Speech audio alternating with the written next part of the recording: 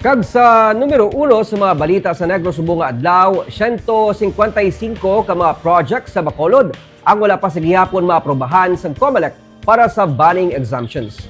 Nabato na sa Comelec main office sa Manila ang request ng Bacolod LGU para sa banning exemptions sa mga ongoing public works kag program sa syudad.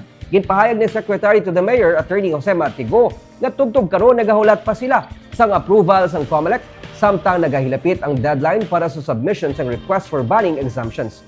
Sa Marso 28, magasugod ang banning para sa mga government programs kag projects dungan sa pagsugod sa local campaign period.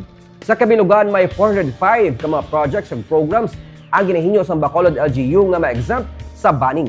Nalakip diri ang 155 ka mga ongoing public works sa idalom sang City Engineer's Office.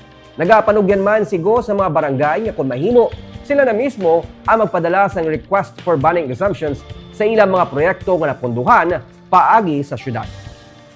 We are encouraging ang mga barangays na sila mismo ma-file na lang application for exemption sa mga projects nila sa ilang mga barangays nga ang source of fund is ang city para at least kung i-implement nila within the banning period, safe sila.